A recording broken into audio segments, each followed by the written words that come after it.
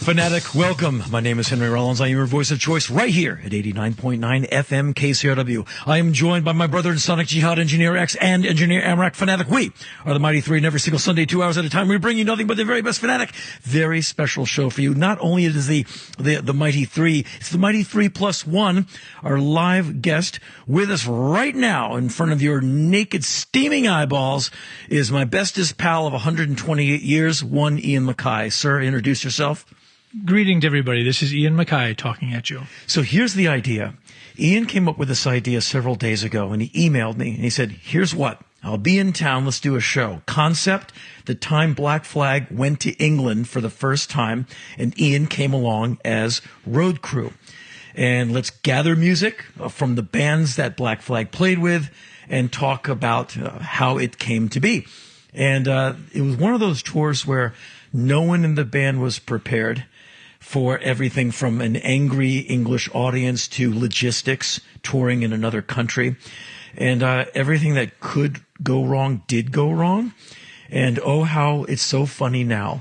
And so, question to you, Ian, because I honestly don't remember. I know I must have told you we were going to England, big deal. We're just damaged, just come out. But how did you get on the tour? Well, let's create the timeline. So June or May or June 81, you call me and say, hey, I'm joining Black Flag. Right. End of June or early July, you're on the Greyhound bus, and that's it. You're gone. Your first show in D.C., December 3rd, 1981, the 930 Club. Right. So we were super excited to see Black Flag with you singing. Everyone in D.C. was really jacked up about that. And then maybe a month before, you told me, we're going to go to England. We're going to do a tour in England. And I said, oh, I want to go. And you said, we should come. I said, can I roadie? And you said, let me ask those guys. And you came back and said, yeah, you can roadie if you can get yourself out there, which meant buy your own ticket, which I did. I think that, over the years, like you and I was thinking about this just the other day, like we did some serious traveling together. Oh, yeah. I mean, I think you were a traveler. When I first met you, you had told me you'd been overseas. I had never been overseas. But when we were 16 and 17, we took a Greyhound bus across the country to go skateboarding. Yep. When we were, I was 18, was I 18 and you were 19? We took a Greyhound bus across with the Teen Idols. Yep. So we went to New York to go see Sham 69. We went to New York to see the Cramps. We were making these trips. I think that adventure, like you were always, hey, let's go. Why don't you come along? And I thought, I'll go. This will be great. So you come to Washington. The show, the 930 Club, was incredible. It was a great night. That night, I remember walking up and down. The 930 Club was a very long hallway, and the crowd lines up to get in. And I walked up and down the line with a bucket and a sign saying, please help a punk go to England. And I just collected spare change from people up and down the line. I was broke, Right. I think I worked at the movie theater or something. Were you like $11 or something? Oh, I did pretty good. I got like $90. Wow. Yeah. GoFundMe. Yeah. So I think that was December 3rd. I think you flew out a couple of days after that, and I was to follow. I got very sick. I had a virus or something, and I was so out of it the night before I went. My father was worried about me. I had all this cash. My father was worried about me, so he just took my cash away because he just figured he'd just send it to me or get it to me some other way. So when I woke up, I just didn't check. I didn't realize I had a little bit of money with me, but I didn't have a lot. Then I remember driving to the airport with him, and I'm realizing, like, I've never been out of the country. I had no idea what I was doing. I felt insane because I had, like, some flu or some kind of virus. I fly over to Gatwick Airport, which is a little ways out of town. Yeah. I get off the plane. I have a shaved head, wearing a trench coat. I have combat boots with, like, rabbit feet hanging off of it and chains and stuff. I'm out of my mind. I was wandering around, and all I have is a phone number. It was the phone number for, I think, Bill Gilliam, who was he Alternative Tentacles Alternative UK, Tentacles, right? And was he doing SST over there too?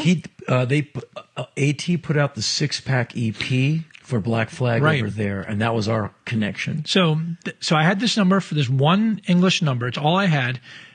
So I get to a payphone and I call the number and it's busy. I'm like, oh. So I wait. I call back 5 minutes later. It's busy. I call again. 5 minutes. This goes for like an hour. At this point, I'm just kind of wandering around. I don't know what to do. I'm looking for you guys. No one's at the airport. I don't know. I just keep calling the number. It's busy. It's busy. I finally call an operator and I say, hey, I'm at a payphone and I'm trying to figure out what a busy signal sounds like. And then she just kept laughing at me because I called it a payphone and not a call box. And she wouldn't tell me what a busy signal. And so in the midst of all this, two guys come up to me and they say, come with us. I'm like, well, what? And they're cops. And they've been like clocking me this whole time. And I'm taken to a back room. I'm searched. They find my penicillin, which my mom gave me because I was sick. And they say, what are these pills? What are you doing with these pills? I said, it's penicillin. I'm sick. And then the guy says, all right, you can go, but you need to leave the airport soon. You've been here. You've been loitering. I said, I can't get through. And I said, wait a minute. What does a busy signal sound like? And he's just like, beep, beep, beep, beep. But I've been hearing beep, beep, which is ringing. Right. Yeah. So I go, uh-oh. So I call the number and these people are like, oh.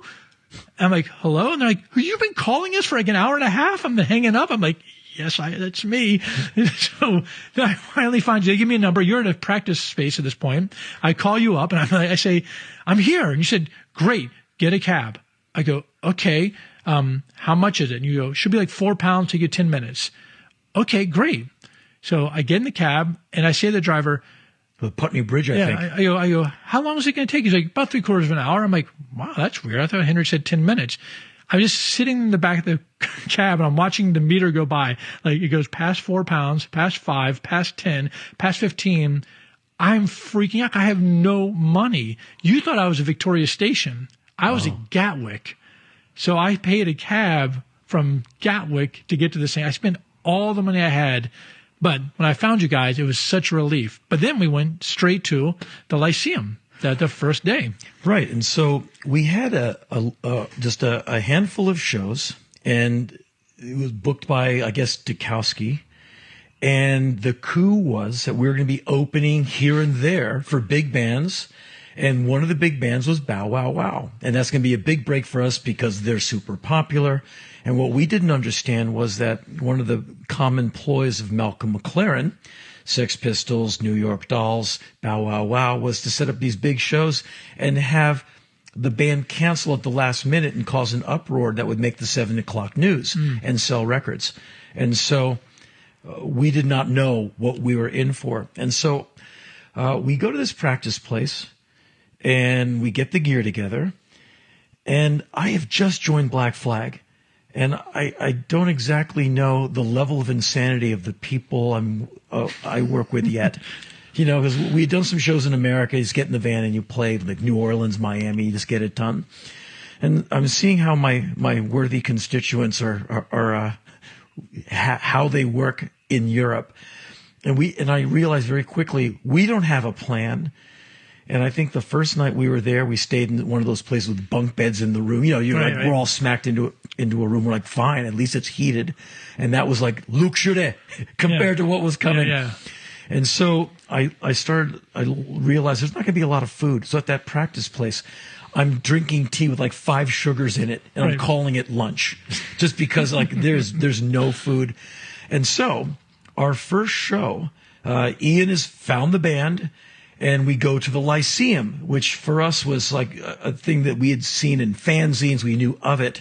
And it's like this ancient venue, probably cold in the summer, is freezing in the winter.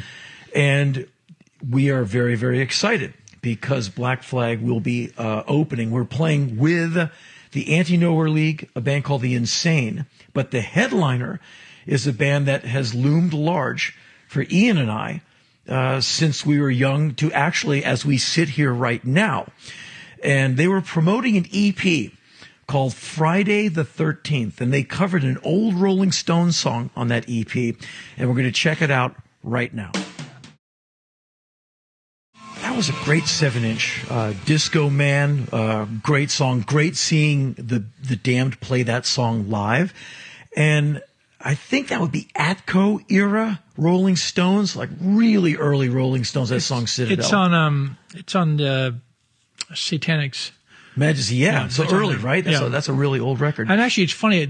Once again, punk, like, that's the first time I ever heard the song Citadel. And I was like, wow, it's a great damn song. And then somebody, that's actually a Rolling Stone song. We were talking about this the other day about how we first heard No Fun. Oh, it's so embarrassing. We thought, like, Sex Pistols wrote a great song. And that's, I remember hearing, like, all I knew of the song No Fun is a Sex Pistols B-side, like Pretty Vacant or something as the A-side or whatever. And then I think it was you or Nathan from the Teen Idol. So like, it's this guy named Iggy Pop. I've heard of him. Yeah. Is he supposed to be good? Yeah. And someone played me No Fun, the real version. Yeah. And I was like, oh, I don't know. Not very distorted. Kind of lacks a little power. Yeah. Like, that guy didn't seem all that angry. Not like Johnny Rotten. He does everything great because he's angry. He's pretty steamed. Yeah. Okay. So I remember that show. I remember watching, you and I were in the balcony. Like, we'd had a long... Well, but before the show even starts, right? We load in sometime in the afternoon. Right. It's miserably cold outside and either like sleeting, snowing. We're trying to navigate London in this box truck, which has a few of the guys in the front, the rest of us not knowing what's going on in the box part in the back, right? And so we load in. And I don't even remember sound check. I just remember this is a really bad sounding place and everything's cold. It was cavernous. Yeah. It was really cavernous. And we were still trying to get our bearings. I remember going outside at one point and there was a big commotion down the street and a National Front march went by. Wow. And this was like a British racist organization. And I saw them going by and it was so heavy. This is my first day ever in England, and what I had experienced so far, right down to being laughed at by the operator, was I was really in a bit of a state. And seeing that these National Front, because those guys were not playing around. Yeah. And then the show itself, like, it was, the people were not particularly friendly to us. I mean, awful. Well, the one thing I remember is where I think off stage left upstairs, there's like these like hideous dressing rooms. Really just, you're torn out of the pages of a Dickens novel, just really brutal. And I think the Insane went on first. Yeah, we weren't the first band on because the Andy Nowhere League went on after us. And then, of course, The Damned. Right. And so I remember it was time to play. And I think maybe you were down there helping get the guys with their gear. I remember running down. I don't know if you remember this, but I was running downstairs to get to the stage thinking I'm late. So I'm running downstairs and run into and kind of knock over Dave Vanian, who's in full tuxedo vampire, like impeccably dressed. And that's how I met Dave Vanian. Wow. Like, wham! And it's like 150 pounds of angst, like running, like I smash into Dave Vanian. Like, wow, I saw you play in 1979 at the Bayou in Washington, D.C. You're great. I'm in Black Flag, and we're going to go play right now, and I'm a big fan. He's like, good evening. Yeah. All dignified. And like, I just knocked him down. I was like, there you go. You never get that back. Thankfully, he's like a very nice man. And so we hit stage, and I was used to people reacting to Black Flag, somewhat favorably, like at our own shows, like, they'll throw a bottle at your head, but they know why they showed up. And so we go ripping into like whatever, Depression, Six Pack or something. And the audience, like all you can hear is like coughing, the rustling of leather jackets. And then like, did someone just spit on me? Like you feel this warm thing on your face. Like and then it wasn't one person. I know, but like it was like one, and then boom, boom, boom, boom, boom, and there was just like this steady stream. And they gave us nothing. Like we played, and it was cold. I remember being cold yet somehow sweating and like snot sticking to me. Nice. And we came off stage just completely humiliated. Like they're just those who did know who we were, like Americans Get Out or something. Like they gave us no affection whatsoever. And so we come off stage, and you might remember this. Someone said to you and I, because you and I were just like hanging out, I was like wiping spit off me. And the guy said, it wouldn't be safe for you to go out into the audience. All right. Thinking like it might be pretty bad for you guys. So you and I, of course, went just right out there. And we watched this show from the balcony.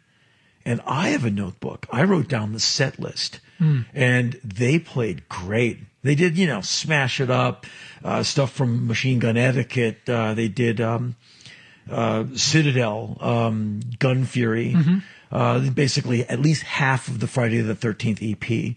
And Vanian was great. The band was great. It was the Black Album lineup. Correct. Paul Gray on bass, Brad Scabies, Captain Sensible, Dave Vanian.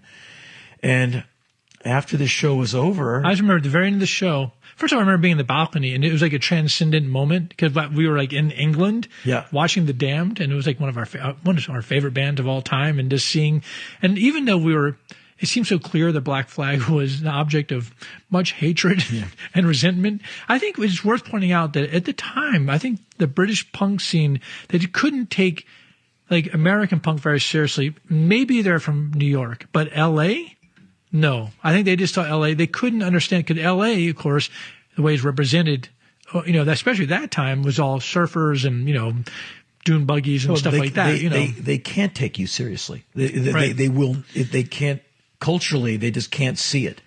And they obviously had that. Right. That'll come up in a story coming up. Right. So we soon. were really struck by wow, boy, it's like if you go to you're like excited to be at someone's house and the whole time they just hate you. And you're like, wow, we're hated here. I didn't know exactly what to expect. I just didn't think it was going to be that go home. That visceral. Yeah. And it was like, wow, at least we got to see The Damned. I mean, that was cool. Well, then I remember at the end of the night, we're getting packed up. And then like Chuck or Greg, somebody in the band, Black Flag, says, okay, so we need to find somewhere to stay. Yeah, and that was usually my job. Right, I'm like, what? Like, you don't have anywhere to stay? Like, I couldn't believe they had no plan. They said, okay, well, let's find a place to stay. And then we meet Carol and Susie. And there's these two women from Los Angeles. They're living in Shepherd's Bush.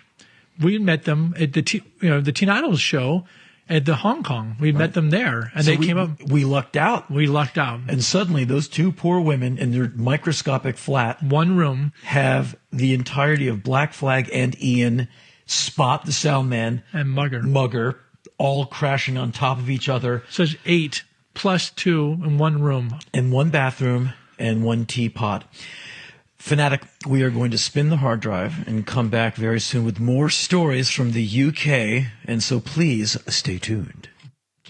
Fanatic Henry Rollins here. Hope you are digging the show thus far. In case you just jumped in with us, Fanatic, I'm live here on the radio with Ian Mackaye, and we are recounting a tour that Black Flag did in England in December of 1981, where it was the band and a little bit of road crew and Ian. And so we are going to get to some music. If we do, we have a bunch of music lined up, but we might just storytell for the rest of the evening. We'll do the best we can. Any information from this show that we feel is pertinent, we will post on my website, henryrollins.com. As you know, you can go to the show notes and you can check it out. So, Ian, we finished the Lyceum show. We wake up the next day in that microscopic apartment, a bunch of men sleeping on top of each other with the two women, like, what are they, like, just crammed into their beds? They had one bed. Right. They shared a bed. I was on a love seat. I had like my head up and my feet up. I think Spot slept at the base of the bed. Do you remember where you were sleeping? No. Everyone had just staked out spots. And I have to say, Carol and Susie, they were like angels. Yeah. Because we were really already one day in, for me at least, we were at wit's end. We were desperate. And so I remember actually there was no sink in the room. There was no bathroom. You had to go into there's a common bathroom, and to get a bath or any hot water at all, you had to put a coin into the gas pound thing. Coins into the thing. And it was a really very interesting experience. Anyway, we're talking to them. It turned out they work at the 100 Club, which is a very, very famous legendary punk club that we knew about. And we were like, wow. And then in the conversation, they said, we know Jimmy Pursey of Sham 69. Right. And we thought, I mean, how important was that band to you? I mean, I remember you and I spent a lot of time with that band. And we had briefly met Pursey. That's right. We saw them in 79. 79 at Harrah's in New York, Sham 69 with the Reds opening. And so we see where Ian and I are front row for the show, singing along. Stiv Bators comes out to do If the Kids Are United yep. at the end. And at the show is finished. And Ian and I were we just figured anywhere we were, it was kind of our place. And so we go bounding backstage. Like, of course, Jimmy Pursey, Yeah. of course, Jimmy Pursey will want to meet us. And we go back there and there's Jimmy Pursey. We walk right up there, introduce ourselves. We're from Washington, D.C. Like, we're like the diplomats. Right. And he was really cool He to was us. very nice. He was very cool. Like, all right, D.C. Yeah. And we kind of sort of made friends with Jimmy Pursey. So when the girl said, we know Jimmy Pursey, Right, I think great. you and I were like, yeah, Let's go our see pal. Jimmy. Let's go see our So pal Jimmy. he lived out in a village, Horsham. yeah, Right? way out there. So maybe 40 miles out of London. Right. And we said, okay, well, how are we going to get there? Oh, there's a train. Okay. How much does it cost? And they said, £7. Right. Oh, yeah. We don't have that. I said, no, don't worry. There's a scam we can do. You go down, you get a ticket for the first stop. It'll be like £1, but you stay on the train. But then when you get off the train, when they take the tickets, you just walk by real fast. And then the ticket taker probably won't notice that you have the wrong ticket. And we're like, okay, that's great. Keep in mind, there's 10 of us, right? Yeah. So we take the train out. We finally get to the Horsham stop. Everybody gets off the train. They hand the tickets. They're all going by. And I can see I'm the last one in line. And I can see the guy starting to look at the tickets. And then as I get up, I hand the ticket. He's like, right, you are paying for you and all your friends. I'm like, what? I mean, I had some money, not anymore. That money got taken by him. I went to Chuck and Greg and I said, they said, yeah, we don't have any money. So thanks for taking care of that. And I was like, I couldn't, every stop, money was being plucked from me. And we get to his house. It's a little cottage. Very excited to see him, really spend time with him. But he's a little bit aloof. He's a little, and weird. yeah. And I think the idea was he thought the two girls were going to come out for fun and frolic, and they brought these American idiots. Yeah, I don't know what was good. Because we were like, hey, remember us from the... And he's like, yeah, uh-huh. But he's also he was very kind of, like, he seemed, I don't know, very sensitive, or he was not at all the way he was before. He seemed very affected at this point. He was weird. Yeah. And so he builds a fire, that tiny little front room, Right. and it's freezing. So he puts some logs on the fire. I forget what food was. What we ate, if we ate Bread. and it's immediately cold outside, Right. and we're socked in for the night. That's us. And I remember you all have a copy, maybe it was Damage to the Test Pressing? I think Spot just had a bunch of cassettes of SST stuff. Was it and cassettes? we get into, I believe so, and forgive me if my memory is not serving. And we get into this listening party where we're playing Jimmy Pursey SST stuff. And we play in Black Flag, Saccharine Trust, Minutemen, which would have been the Punchline album. Punchline. And Meat Puppets, like early SST recordings. And I just remember listening to Black Flag. I mean, to me, of course, it's the Damage record. Sounds pretty great to me. And at some point he says, yeah, take it off. yeah, hated it. He actually called it, he just said absolute, he just had nothing nice to say about it. He said he was over aggressive music. Right. And I was like, I couldn't believe the whole band is sitting right there, and he just dissed the band so hard. And, Greg and Chuck, they thought all British punk rock bands were posers. Like, they hated the Clash. They just thought the Clash was the biggest scam. And they thought the Sex Pistols was just BS. Because they're into Black Sabbath and the Stooges, the MC5. Right. And they just had the contempt already. And Pursey confirmed everything when he went, this is just a bunch of bollocks. And they were like, yep, knew it. And I remember Spot, who you get into an argument with Spot 9 years later, you're still in that argument. Yeah. He will not relent. He holds on. Yeah. And so he and Pursey got into some multi-level, weird, tangential, just nonsense. And finally, Pursey, I think he acquiesced and said he didn't mind Saccharine Trust so much. He kind of liked Saccharine Trust. The rest of it he thought was just complete crap. Right. And then he plays Imagination Camouflage, his new solo record. Which is awful. Which he describes, I recall, as it's like emotions falling down a staircase or something like that. And I was like, what? Who are you? And then I remember he played it, and I was sitting in a chair. I was still sick, but I became sicker. I felt physically ill listening to this music, and I He just made us listen to the entire record. And then we're just sitting there like in a cone of misery. And then that's over. He said, oh, I want to show you my favorite movie. So he goes and gets a video cassette, I guess, of Oh Lucky Man. It's a Malcolm McDowell movie. And we're like, okay, well, that's cool. You want to watch a movie of this? 3.something hours? 3.5 hours long. Maybe 20 minutes into it, he just leaves. And he just goes upstairs. And we're just in his house watching this endless movie. And it's now we're jet lagging. It's like 1 a.m. We spend the night there. We spend the night there freezing, hungry, watching this crap movie. My bandmates are looking at me like, oh, so like here's your British punk rock guy dissing your band. I'm like, oh, this is not going well. And the next day, it's snowing. We wake up. It's snowing. We get ourselves back to the train station. This time we buy the real tickets. Yeah, you bought them for us, of course. And you and I snuck away, and I think we got a Yorkie chocolate bar and split it. Yeah, and those are sheer addiction. Like you eat one, you're in for like the next 40.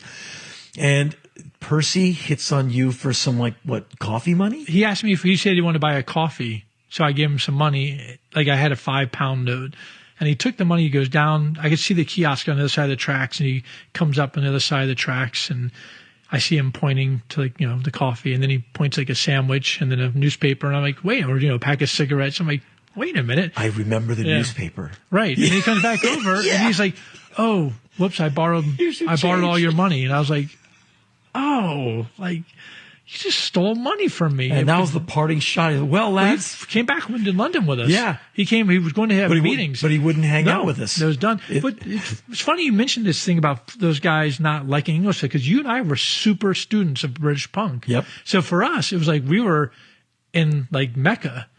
But for them, I think it was. Well, yeah, they just thought all of it sucked. And I'll never forget when we got to London, Pursey lit up a cigarette and kind of smiled. Well, yeah, see you. Hey, and just like left. Yeah. I'm like, wow, what a diss. Yeah. And how weird. Like, what a weird guy. And so it was memorable, but not all that great. However, early Sham music, I can still listen to it. It's still really good. And, from Red London was like that's on Rough Trade, right? Right. Or Step Forward, one of those early punk rock labels. So right now, as proof as to the talent of the band, we're going to listen to a track right now by Sham 69 called Red London. To be fair, I think Jimmy Pursey had been a bit traumatized by his life in punk rock. He saw a lot of violence, and years later, I saw Pursey at a Ruts DC event, and he came up to me without a word. It was me and Captain Sensible watching his new band play. It was like the premiere of I think that the live performance film of the Ruts playing with Foxy and me. Mm-hmm. And Pursey's new band was playing, and me and Captain Sensible were watching him sound check, and he finishes sound check, and he walks up to me, nods at me, shakes my hand, hugs me, nods again, and walks away. Right. And Captain and I looked at each other and went, wow, okay. And he didn't say a word to either of us. Yeah, I think that, that when I mentioned earlier that NF thing, that National Front parade that I saw, it was very serious what was happening. And those are Sham fans. Right. And those kids, the National Front had sort of adopted Sham. Yep. And Pursey, famously was constantly trying to put a stop to the fighting because it was so it was just rampant. So I think that I can see, like, in retrospect, I understand why when he says he wasn't into aggressive music, what I was having trouble with was just his aloofness and how, like, why were we even there? It seemed like he didn't want us there, but we were there. And it was a strange, very strange experience. I think a little heartbreaking, but then, as time has passed, I kind of feel like that guy must have been really suffering, for sure. So we get back to England, or back to London, and then we're doing like sort of menial things. We're running errands. Our first show's in Manchester. And at this point, we don't really have that box van yet. We get a small van. We're waiting for the van, and we get this little van, which is not big enough for us in the gear. So it's decided that 7 of us and some gear will go in one truck. And then another van's going to come with Mugger. Mugger brought the other van and the gear. So we drive up to Manchester. We get there. It's miserable. It's cold, of course. But we're playing, I think, the Polytechnic or something. Manchester Poly. Right. And we're playing with Chelsea. Right. Now, Chelsea, I first heard from you and your brother Alec. And it's got to be one of those early, like, Rough Trade 7 inches, Right to Work. Right. And I liked I didn't have the single. Sometimes records I didn't have, I would just make tapes from you or Alec. Because, it's a $3 record. And so what I didn't have, I just made tapes. And so I didn't have Chelsea on any real records until finally I broke down and bought a Chelsea singles. I was a fan. I liked that music. And so we're going to play. And when I saw the poster, I'm like, oh no, this might not go very well because they're opening. And that's not right. Oh. And that's not cool because they should have headlined that. They are a much bigger band. They have records out. Black Flag has no records out. Like, not with me. They got Six Pack out right. through Alternative Tentacles UK. And so we get to the venue, cold outside, cold inside. UK venues, you might as well just be outside. They're freezing. And they're not turning the heat on because they ran out of pound coins to put in the freaking box. Right. And so I'm jet lagging and tired. I fall out on the floor of like the dressing room. I remember the dressing room. It was a big open room. Area. Yeah, we were all lying on the floor. And I'm like in the fetal position, asleep, and I'm woken up by what feels like a foot digging into my ribs, not kicking me, just prodding me. So I wake up and I look up and it's Gene October. The singer of the recognizable face of Chelsea. Mm-hmm. And I was thinking, wow, I'm going to meet Gene October. He's waking me up because he wants to hang out. He must know I bought his record. And I'm about to say, hey, cool. And he goes, hey, Los Angeles.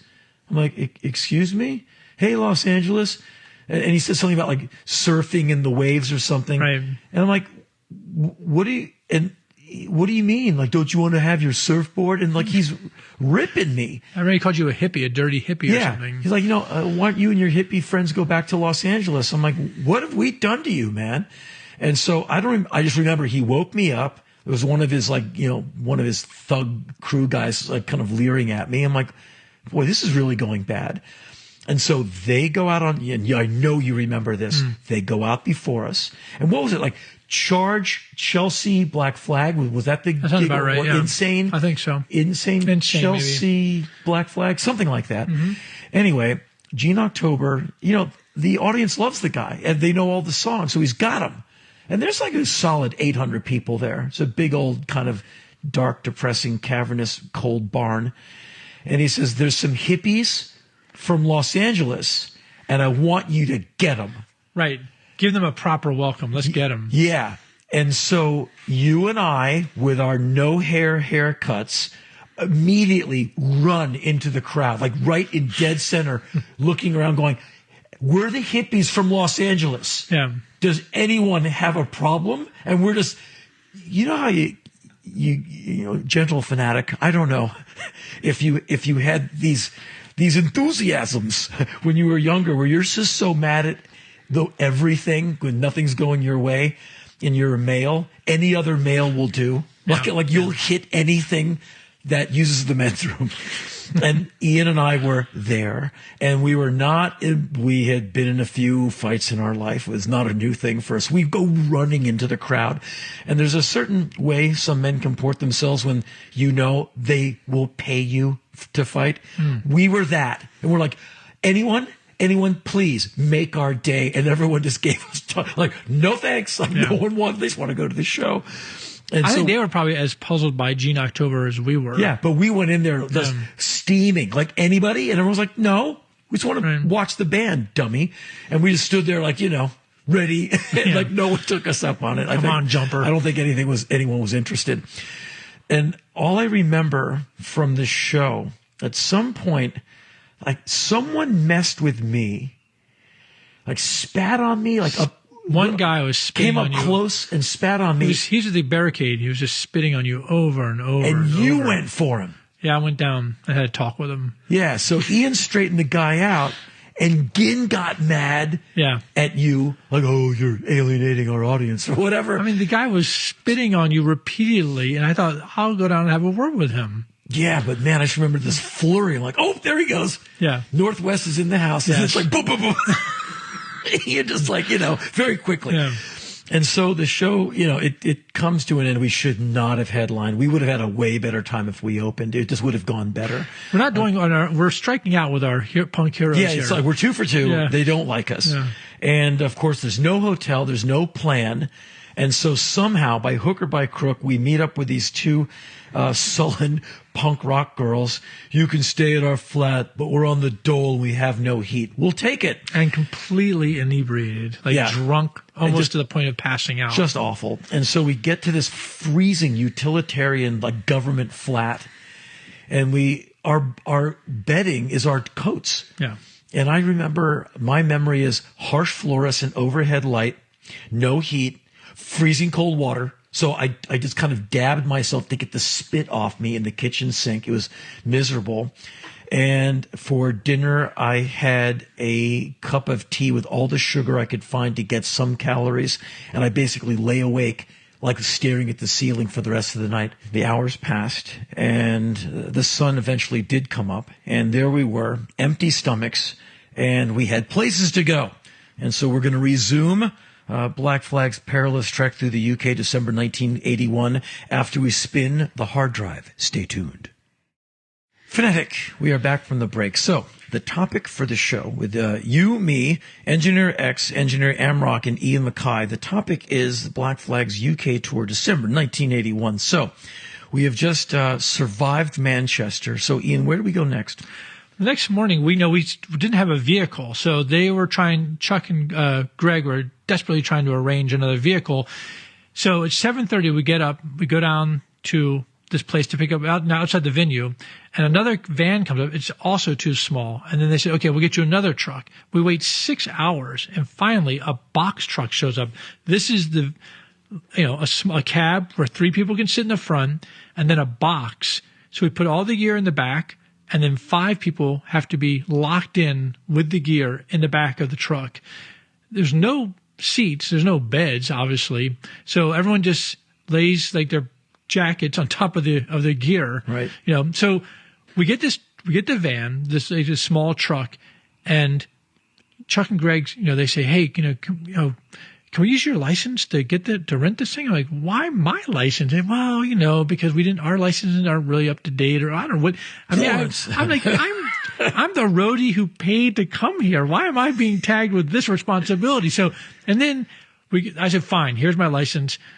They get the van. Then they go, can you drive?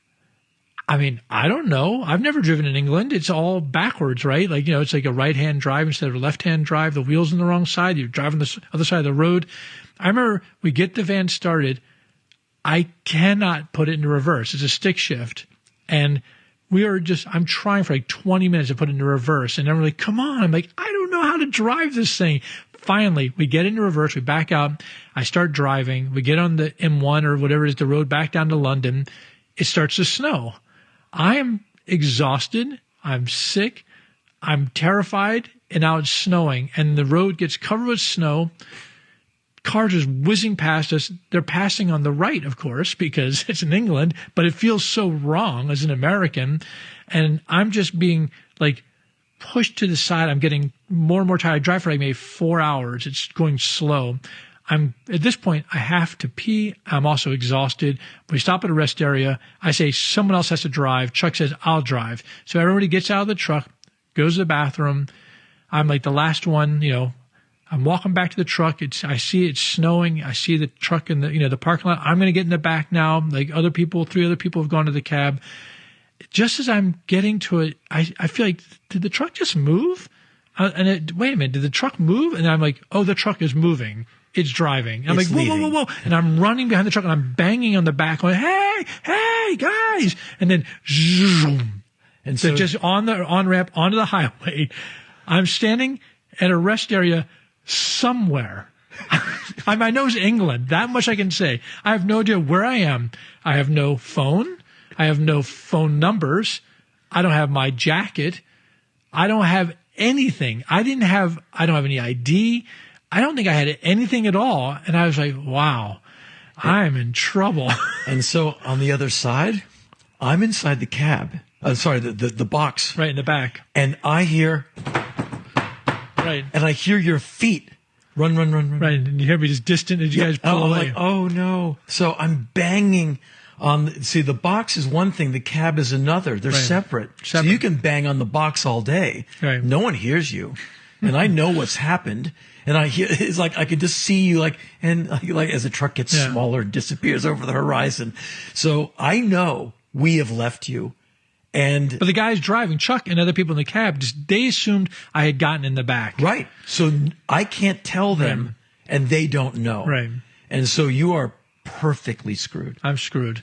So I remember just going back into the place and I was like, wow, okay. I mean, I'm pretty zen about things. Like, all right. So I remember I called my mom collect.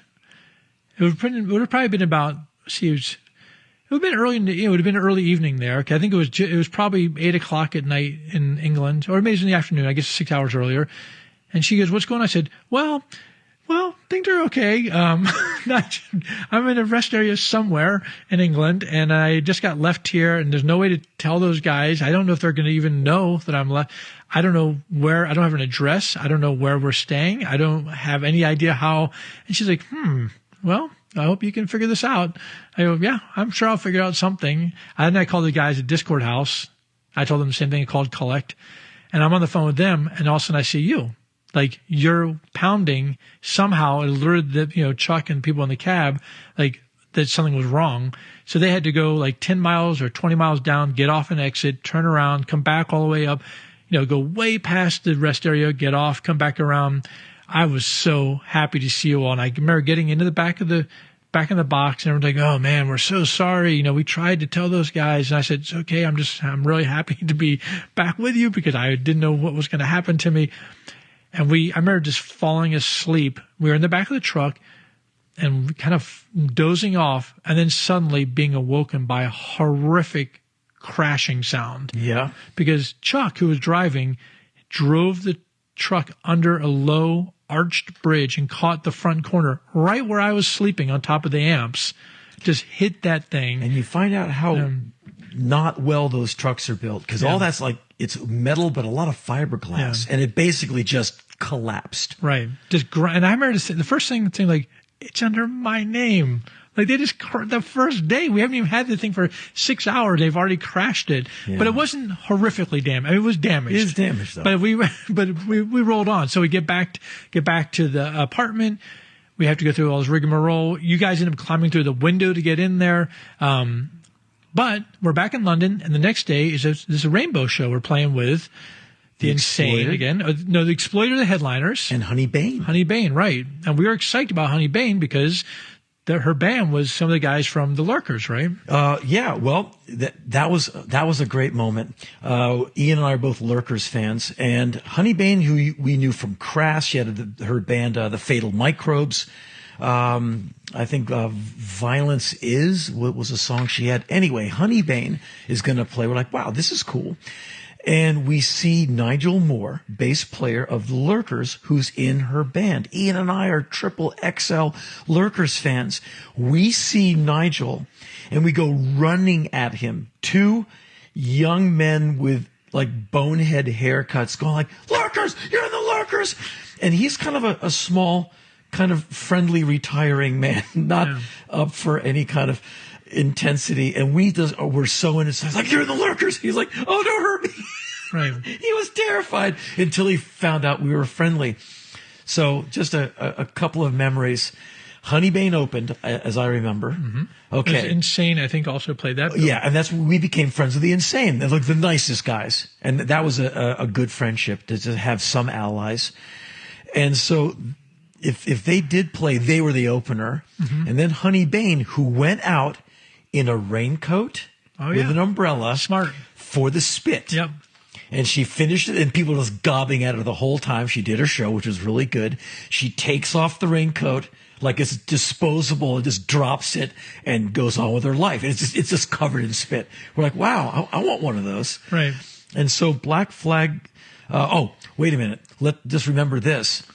Place is freezing. We're cold. It's cold. We go to this backstage area. You're going up the stairs. Backstage is a room off to the right on a flight of stairs. We go in to find kind of this warped, wretched orange crate with like 3 oranges, an apple, a banana, like some orange juice, and like a thing of milk and, you know, like a piece of bread. I mean, it was like awful. One of the road crew from the Exploited, terrifying guy, scary, like missing an eye or whatever, walks in, kind of growls at us, takes our food, and like looks at us like, do something. We're like, no. And he walks out and he takes the food to the Exploited's dressing room. We're like, what? And I just watched the food walk away. I'm like, wow, we're not even going to get to eat that bad food in this cold room. And so eventually Black Flag is on stage. And you got to remind me, because I know how I got cut open, bleeding like a stuck pig. I banged my arm into Dukowski's tuning pegs, which he didn't have the right. He didn't have the actual he key used on it. A wrench to tune his bass. Yeah. So my elbow goes into that kind of just thing of metal, right in. and I explode with blood. But then Dukowski I actually elbowed him. And so now Dukowski, I've split him open. He's bleeding magnificently. I'm bleeding. And he's bleeding onto his bass so much, he has to take a can of Coca-Cola. Oh, that's right. To get the blood to keep the strings from sticking to the neck. And I must say, the audience was somewhat impressed. They're like, wow, a lot of blood up there. Well, good on you, son. And they kind of let us. I mean, they were like those Arsenal skinheads. Right. This is at this point the most serious audience. These guys, it was the Exploited, were the headliners. It was their Exploited, crowd. Actually, my recollection is that we were supposed to open for Exploited this whole trip, and this is the first time we actually got to see them. This, we'd heard of them. They were from Scotland. We knew we had the record, Dogs of War, like the 7-inch. So we were like, okay, we'll check these guys out. But the crowd was full on skinhead. Yep. Like, with their football scars, like Arsenal. Like at one point during the Exploited, I remember the crowd, it just parted like the Red Sea, and there was like a line of those security guys, like the British, like the doormen, they all wear red jackets. Or older guys, World War II vets or something. And they just opened up like a gulf opened up between the skinheads and them, and they just charged. And it was like a huge brawl. I mean, those old dudes were handling some of them, but they were just outnumbered. Yeah. The skinheads went nuts. And then Waddy, of course, they had a song that was eschewing violence. And he said, hey, don't forget the Jammer playing down the street. Go get them. Right. And the skinheads just ran out of that room, and they just savaged people. And the two venues, knowing the tension, the Jam gig went on early, so the mods could get out and get on the tube and get home before the Exploited show let out. And that's what Waddy let them know. Is like, they're leaving now, go. And a fair whack of the audience numbers run out and attacked the mod kids on their way home. And I remember we finished the show. We got through it somehow. Waddy tried to, I think, take a shot at me with an air rifle, which you took off him. Right. So we survived that, but we find out the next day in the newspaper, right? The mods got beat up by these skinhead guys who were very capable. And at the bottom of one of those very steep escalators, they had pushed the mod kids down, and some people at the bottom had been crushed and injured. And the newspapers said that was just Black Flag violence. Like, we got blamed for it. Like, well, wait a minute. Like, how do you figure? And so we got our name got tarred even further. So that's like, what, 3 gigs now? We just can't catch a break with the UK. I will say that Rainbow show, I remember watching you all that night and thinking, for the first time, like, it was clear to me that Black Flag at that time was just the greatest band. So I think I started seeing people in the crowd going, oh, wait a minute. Like, these guys, it wasn't just the blood. It was just the full physicality of the band, which kind of made a lot of the British bands seem really staid. Yeah. And kind of anemic. Right. So I think that was a really, that was a big moment, that particular show. So now we're just finishing this Rainbow gig, and we're getting ready to hit the road for the first time. But did you want to play something? Should we play something? Yeah. Let's give people a break from our two wonderful sounding voices. If I can have my way, I want to listen to some Honey Bane, because she was so nice to us. Yeah. She was like one of the first times someone was cool to us, and she was great. And brilliant for the rain jacket. Yes. And she had a band called the Fatal Microbes. And from the Small Wonder Punk Rock Singles Collection Volume 1, we're going to listen to a song of hers called Violence Grows. Phonetic. That was The Fatal Microbes featuring the very wonderful Honeybane, a track called Violence Grows. I have that 7-inch. I've had it for years. Anyway, she was cool because she was nice to us. Like, wow, finally someone in a band who's cool. Anyway, we are going to take a brief break to get to the end of the hour. We're going to do the station ID. We're going to be back with more stories and more music. It is me, Henry Rollins, your voice of choice, my bestest buddy since 1883, Ian Mackaye, with more stories. We'll be back with you very soon. Fanatic, welcome to Hour 2. My name is Henry Rollins, your voice of choice. As you know, Fanatic, if you've been hanging out with us for the last hour, well, how about you haven't? How about you just jumping in with us now? Our live in studio guest is Ian Mackaye. And as you know, about once a year, if we're lucky, we are able to get Ian to come in. And usually we just listen to a bunch of music and talk about it. But Ian had this great idea for us to swap stories about the time Black Flag went to England in December of 1981. And Ian went along, and we both have shared memories, and there's stuff he remembers that I don't, and vice versa. So, Ian, we have finished at the Rainbow. We survived the Rainbow, and so now where did Black Flag go? So the next day we leave for Cardiff, which is to the west. Okay. Yeah, and I remember we were driving, and Robo was driving. I was in the front with him, and we're driving along. Maybe the M4. I don't remember which road it was now. And it's a highway, 2-lane highway, and we're driving along and it starts to snow. And it's coming down pretty serious. And I mean, I'm from Washington, D.C., and I know what driving in snow is like. Robo is not from Washington, D.C. No, Columbia. Right. The country. Much different. Right. So I say to him, like, hey, are you okay with this? Oh, yeah, no problem, man. No problem. I say, you sure? He's like, no problem. I can drive. No problem. So we're driving along, and it's starting to stick. And, first you see it on the grass, and you see it, and then it starts sticking on the shoulder. And now it's on the road. And I say, how you feeling? He's like, no problem, man. No problem. We're driving. I said, oh, and then we started doing the fishtailing thing. Like, there's a problem. Right. And we're driving along. I'm thinking, like, we have to get off this road. It's like, first you can see like the tracks, and then you don't see the tracks, and then you're in big trouble. And we see a rest area, and we pull off the rest area, and the rest area is like teeming. Like every possible parking space is filled. There's people everywhere. We just put the truck somewhere out on the edge. We go into this rest area. It's like a welcome break. It's a restaurant. It's like, it's like an immigrant ship or something. It's like, it's just crammed with people everywhere. Refugees of the cold. Right. We get the word that the highway has been closed. Right. We are stuck in this rest area. No money, but it's warm. And we're like, okay. So I remember making beds under the tables of families having like breakfast or lunch or whatever. We have no money to eat. But I remember they were eating, and just the smell of food was driving me crazy. I mean, to the degree where I thought at some point I have to get out of here, because I was so hungry that I realized I'd rather be cold and not smell food. So I went out to the truck. Yeah. And I think Mugger and maybe you came. I don't know. No, I was there with you. Yeah, we just went to the truck. I couldn't sleep. It was too cold. I tried. Yeah. And all I had was that old Navy trench coat for a blanket, and I tried, and I couldn't do it. So I went back in, and hunger it does a number on you. You get all crazy and super courageous, because I don't have the stomach for shoplifting. I'm just not that guy. But I was so hungry, I just I'm sneaking around, and like I guess either there was like no one behind the counter, some odd hour where no one cared.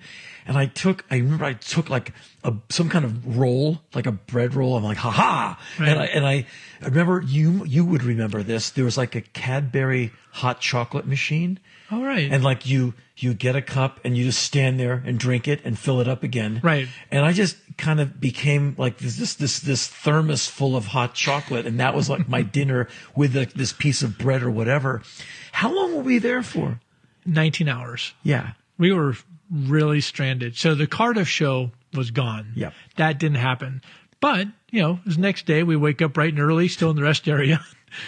The roads are clear. And we go to Bristol, where we have a gig. Right. We get to Bristol. That show's been canceled because our headliner, The Exploited, their singer, Waddy, has sprained an ankle. That was the story. The whole tour has been canceled. So suddenly, here we are in Bristol.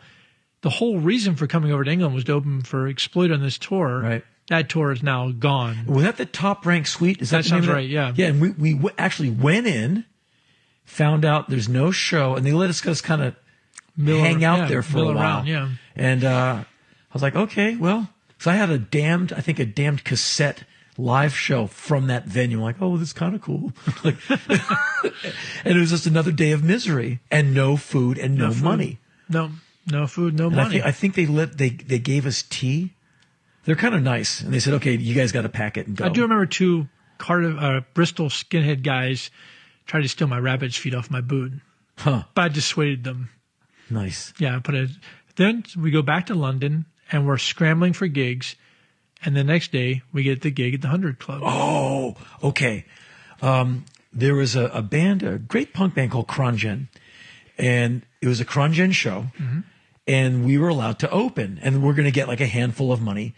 You know, like quickly, I think Paul Boswell, someone put it together, like, oh, you can go open for this band, like, we'll take it. So we go, and we opened for ourselves, basically. Like, Black Flag played twice. All I remember, and tell me if you don't remember this, but I sang a bunch of songs, and then Des went and sang a bunch of songs. We just kind of mixed it up. Don't remember it. Because there was like hardly anyone there, and no one cared. And so we just like maybe split the set. Des sang some, I sang some. And then, and like, tell me what part of this I'm wrong. But as I remember, Krongen is finally playing. It was their show. And you and I are like checking it out. Good band. And I'm somewhere in front of the stage, and this really pretty skinhead girl comes up to me and like, hey, what's your name? Oh, I'm Henry. And I'm like, wow, girl's talking to me, and she's so pretty. And she said, can I give you a kiss? I'm like, oh, okay. And she kissed me on my cheek. I remember that. And then I remember I'm on the ground. And so I didn't know what truck hit me, but did you see what happened to me? Yeah. Okay, so you pick it up. So what I remember is that I don't remember the interaction with the woman, but I know that something happened because you were dancing, which is kind of cool. You were Krongen playing, and the LA, the kind of dancing we were doing is very different than the British punk dancing. Right. They were still kind of pogo-ish. Yeah, they're vertical. We're horizontal. And so I remember watching you. You were dancing and you were horizontal, and then you were really happy and you were like just getting into it. And then you got near this enormous guy whose name I believe was Pony. Okay. And that sounds like so prison. As you went by him, Pony took his fist, which was roughly the size of a basketball, right? And he just came straight down the back of your head and just flattened you, like just laid you out. And I remember thinking, usually in that situation, I'm like, must assist Henry, must go, must help. But I looked at it, I was like, well, I'm not sure I can do much with Pony here, but that woman runs him. No. She was like, stop. And I think that maybe it was his girlfriend. Yeah, I think so. Oh man. And what I don't understand is, does she set me up or is she just being friendly? I don't know. But I do remember face planting. Like, he dropped me like a bad habit. And so I remember getting up, bells ringing, and watching this guy rolling up his sleeves to show me his National Front tattoos on his forearm and like his badge or his armband, some NF thing. He's like, look at this, right? And I'm like, okay, you're like the size of a freaking door. Like, he's a bouncer-sized guy. And I'm like, what? Like, what did I do? I mean, this was a man. Yeah. He's a grown-ass man. Grown-ass man. And I'm like 150 pounds of charm and good looks. Hey, mister. And humility. Yeah. I had nothing. Don't knock me out again. Right. And so I'm like, oh no, this is going to hurt. And Good. Well, all I remember is like, he's like just getting madder.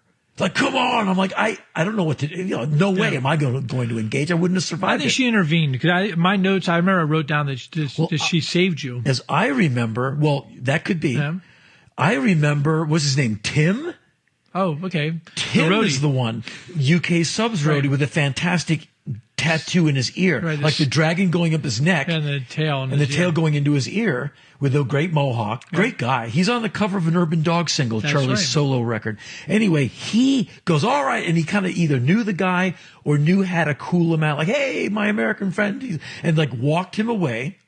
And then Charlie Harper said, hey, you know, and I'm like, oh my God, it's Charlie Harper. Like, come with us. And we found out the 100 Club had a backstage area, and he took you and me and Charlie. He kind of took me back there. The back of my head hurt so much that puncture from Dukowski's bass peg had gone infected, and I've got this large lump emerging. I'm not having a good day. And you're emaciated at this point. Yeah. Like no food. And so Charlie was able, because since Charlie's large and in charge, the skinhead guy wouldn't beat me up because now I'm with Charlie, and Tim cooled him out. So we spent the rest of the evening kicking it with Charlie Harper, and I believe that's how we met Charlie Harper of the UK Subs. He kind of bailed me out, and like, he's the nicest guy, and you and I are friends with him to this day. Yeah. Nicest guy.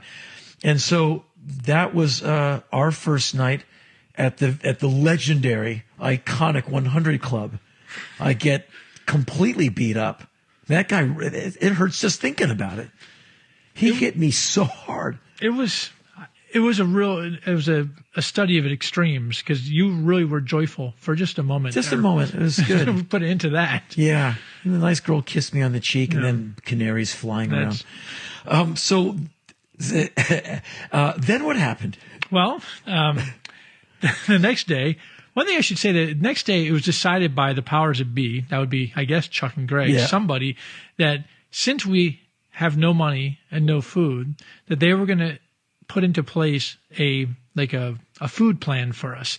So each member of the touring party, that's the 5 band members, Mugger, Spot, and me, we each received 2 buns, like a bread buns, a hunk of cheese, and an apple. And that was what we got every day. That was our ration.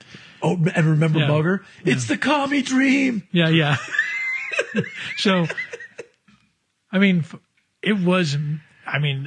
we were so hungry that we were like, great, that we'll take it. So I remember that I took one bun, and I tore it open, and I tore off a piece of the cheese, and I stuck it in the bun, and I wrapped it in a napkin, and I put it in my bag. Then the other one, I made another sandwich, which I ate right away because I was voraciously hungry, and I ate the apple.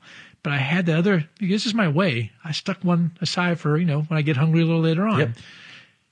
A few hours later, I go, it's gone. Somebody there's 8 people together. One of you seven of you guys has stolen and eaten it. This happened repeatedly. Yeah, it wasn't me. Yeah, nobody would fess up to it. I think I know who it is. It was Mugger. Yeah. I'm pretty sure it was Mugger. Yeah. But it was incredible. Like we are so bereaved at this point. But we headed off to the Irish Sea to go to Colwyn Bay. That was our next Wales. gig. Yeah. So we go up to Wales. We played in this crazy. It was a pier. Yeah, it was on a pier. There was a band called Vicious Circle, who were a local band. I remember the audience just were brutal to them. But they liked you guys. That was a good show. But there was a moment where I see either a pint mug or an ashtray fly over Robo's head, just like gave him a haircut, explodes behind him. I'm like, okay, someone's acting up. And then I look over to my right. Ginn is bleeding down his face. And I said, what happened? He said, I got hit with a bullet. Right. And I said, what a weird thing. I said something, have you been shot? And he went, oh, no, someone threw a bullet. I'm like, what are you too broke for a gun? Yeah, right. Like I could buy the bullets. Like imagine a war fought by people throwing bullets at each other. Like, I'm going to get you. And so people were throwing bullets at the stage. And as soon as he said it, one flew by me, and I looked down and I picked up the bullet that had struck Greg. Right. And there was 2 or 3 guys who just had it in, and they were drunk, and they were throwing stuff. So we get to the end of the show, And I remember being in that freezing tiny backstage area, and like half the venues, the punters came back to hang out. Like, you guys are great. We're like, oh. And they're like our best friends drinking the backstage beer. Right. Like just cleaned out everything that was back there. Got into my shaving cream and put shaving cream in everybody's bag. As you do. Yeah. But they were friendly to us. And so. But wait a minute.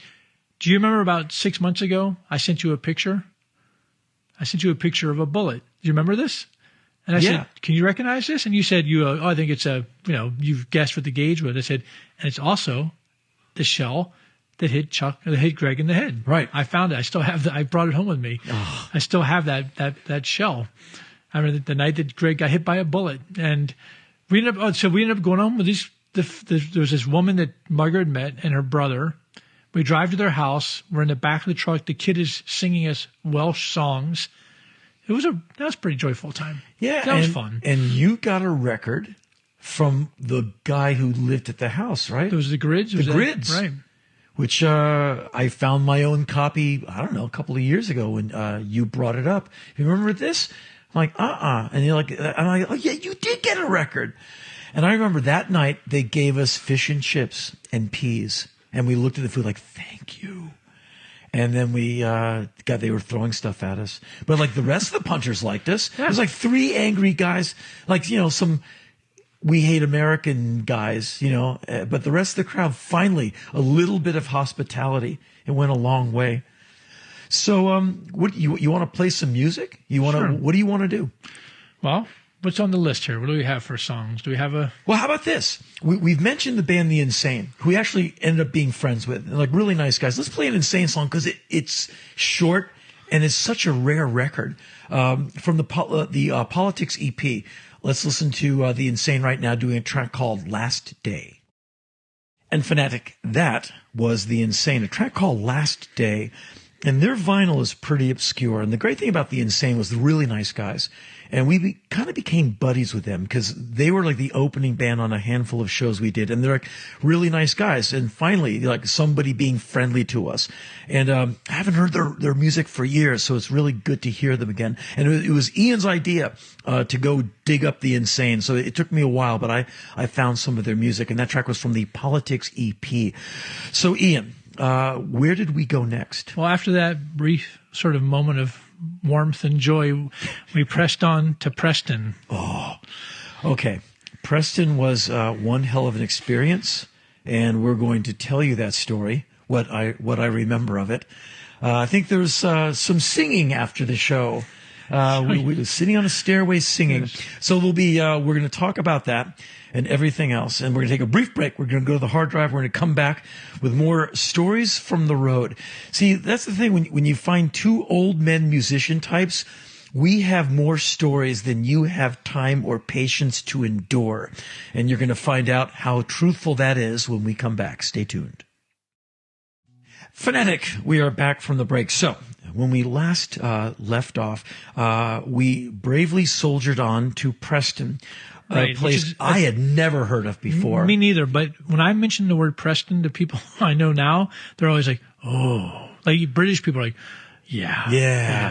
Me too. I bring it up, they're like, oh, you poor man. Yeah. I am not, I'd have to look. I've done a lot of gigs. You've done a lot of gigs. I'm not sure if I've ever been back. I've never been back. Yeah, I don't think I've ever been It's back. Midlands, I think. Okay. Somewhere near. It's kind of like not near anything, right? I don't know. I have no idea where it was now. It's funny.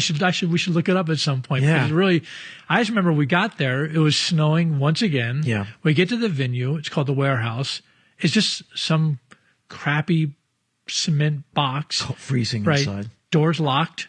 Right. We can't get in. We're there early. Right. We're there early. So we don't know what to do with ourselves. We don't know the town. The town does not seem particularly friendly. We go to a shopping mall. We're hanging out at the shopping mall, stopped by the police. We're taken out, searched. They look at our IDs. They want to know what we're doing. We're told, get out. Don't ever come back. We're like, okay, yes, sir. And I remember, maybe he's like, you, me, and Dukowski. I think that's the body count. The 3 of us were jammed into a phone box for warmth because there's nowhere to go. There's no hotel. No. I mean, there's nowhere. And I just remember being huddled with like you and me and maybe someone else in this phone box, just thinking, well, we'll just, endure. And the door gets pulled open, and this angry elderly man says, "Are you using the phone?" We're like, no. He's like, "There's a bloody queue." And I didn't know what that meant. And there was a line to use the phone. And people thought we were in there using the phone when they figured out we're just in there just like, occupying. And we were kicked out of the phone booth by this angry pensioner. Like, wow, our life sucks. And so let's get to the gig. Okay, so we get to the gig. We go back to the warehouse. Black Flag's the only band playing that night. Right. It's not a very big room. Tiny There's not stage. many people. There's like 50 people there. Right. There's a tiny, very low stage. When you guys go on, the crowd is all sort of standing in the very back of the room, but they slowly start moving forward, and there's a lot of skinhead kids, Yep. and they start standing on the stage. They're standing all around you. And Dukowski is a very physical player. I mean, everybody in Black Flag moved, but Dukowski really, Yep. he, when he started to play, he would go into a state of mind that was somewhere else. And I was on his side of the stage. Mugger usually stood on the other side of the stage, and Spot, of course, was out on the soundboard. And I remember that Chuck was jumping up and down, and he bumped into this like skinhead girl who was like, she and her boyfriend, like this boy and girl, were standing right there on the side of the stage, and he bumped into her, and the boy, like the skinhead boy, started going after Chuck. Yeah. So I stood in front of him and said, No. You don't mess with him. And then that kid like took a shot at me, but he didn't, like, when the first shot, you got to hit really hard. Yeah. Because if there's anything left, like, you leave the person. So I remember just like, uh-oh. And then there was a fight that breaks out, and Mugger and you and everyone just gets into this enormous fight with all these skinhead kids, and they're driven to the very back of the room.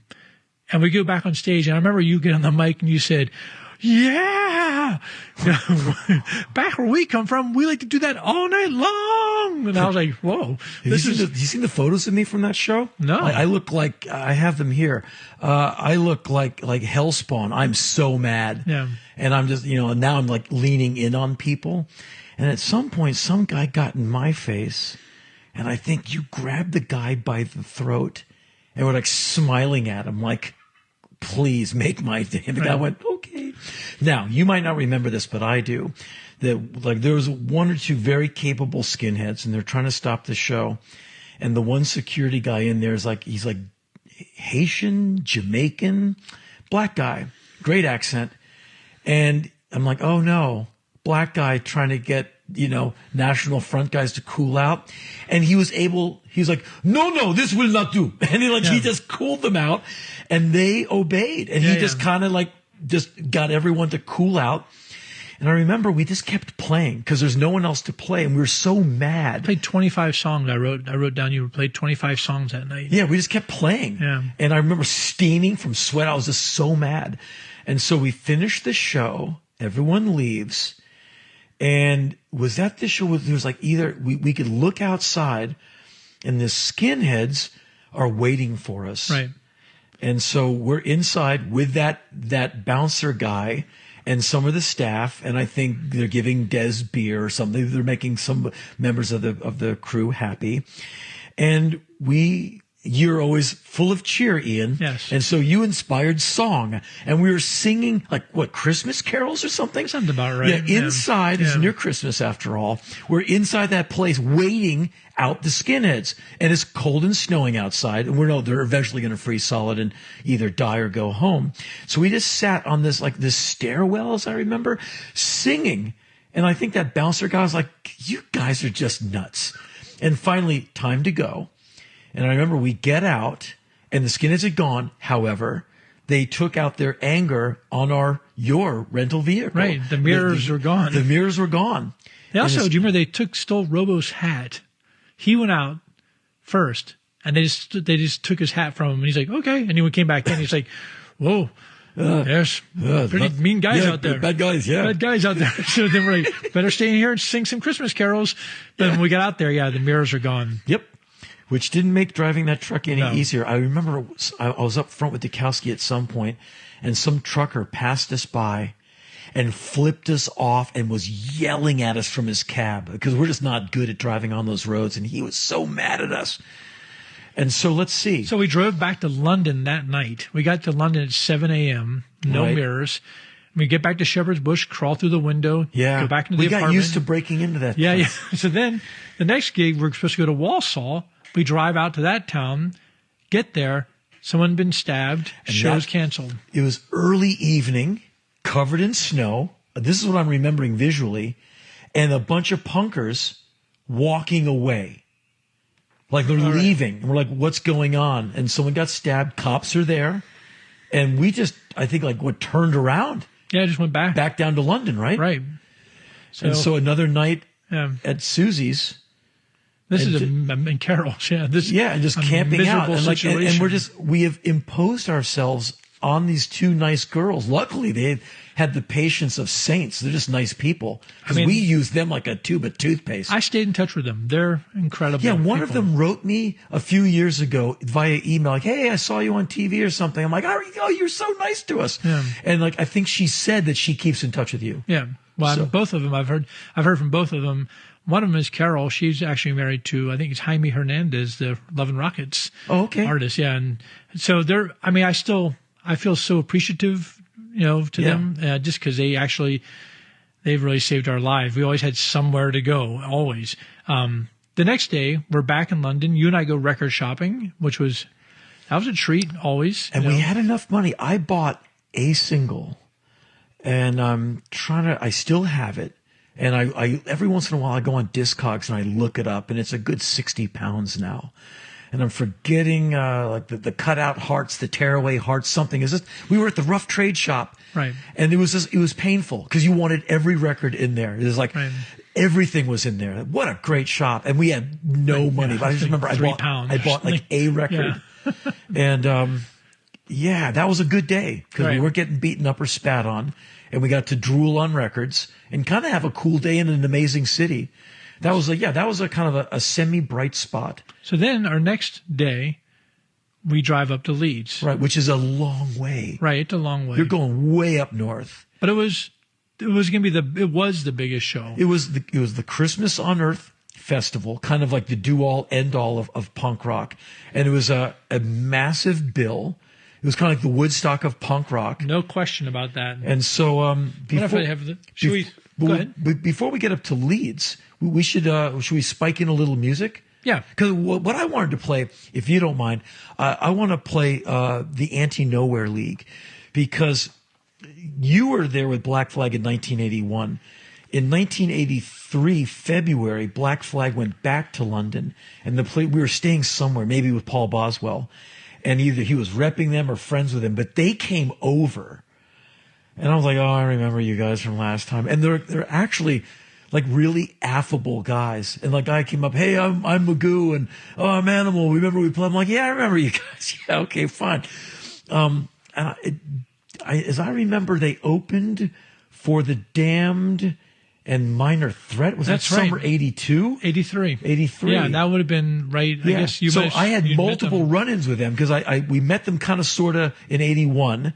I saw them in February of 83. And then you guys laid waste to the Anti-Nowhere League and the Damned at the Ontario Theatre. And we're all, people still mention it. The thing about I should say about the Anti-Nowhere League is that they were kind of like a novelty band. Like they were not like they're old. Proper, they're older guys. They're kind of like tongue in cheek, I think. And, yep. I mean, so in a way, it was hard to even really take them seriously. I remember when they came, they were touring with the Damned in 1983 in the United States, and Minor Threat got a call from the promoter saying, do you guys want to play this show? And we're like, of course we want to open for the Damned. But I said, but I am not opening for the Anti-Nowhere League. Right. Like this, you got to show some respect. So they agreed to put us in the middle of the bill that show, just because I just was it just seemed crazy to open for a joke band. I was very sensitive about that sort of thing. And lucky me, I was visiting you, and I was at that show. Yep. And I saw Minor Threat a lot of times. That was one of the best shows I saw in the last century. Didn't you sing Red that night? Did you come up? Or Could be. Yeah. I just remember us and the Bouncers. There was a moment, and those guys were huge. Another story for another day. Yeah. But I remember walking up to Rat Scabies, who saw the show, Damned's drummer. I said, so what are you going to do about that? And he went, I don't know. No. I don't know. Okay, so the Annie Nowhere League had two really great songs. One, their cover of The Streets of London. The other one is that song "So What." Right. That has a great song, but has language that is not great for National Public Radio. So right now, let's listen to a clean version. Thank you, Ian, for finding it, of the Annie Nowhere League doing "The Streets of London." And that, fanatic, for the first time ever on this show, Engineer X and I have had this sonic jihad for well over a decade now. I think we are verging on a decade and a half together. We have never played the Anti-Nowhere League on this show before. You're welcome. Thanks, America. Ian. No, you're Thanks welcome. a lot. You're welcome. But it's a people. good song anyway. Yeah. We are going to spin the hard drive. We're going to come back with more stories. Please stay tuned. Fanatic. We are back from the break. My name is Henry Rollins. I have been hanging out here with my best friend Ian Mackaye. We've been recounting war stories from December 1981. And so now we are getting to the climax. All roads lead to Leeds, UK for the Christmas on Earth Punk Rock Festival, kind of a mini punk rock Woodstock in freezing Leeds, UK. And the bill was packed, a virtual cornucopia of punk rock. So the Ian, punk oi list. do you have a lineup? I do. Insane. The Outcasts, great band. Yeah, Vice another teenage Squad. rebel. Yep. GBH, Charge, Krongen, Anti-Nowhere League, our old friends. Chelsea, our old friends. Yeah. Exploited, our old friends. UK Subs, that was exciting. First time we ever saw them. Yep.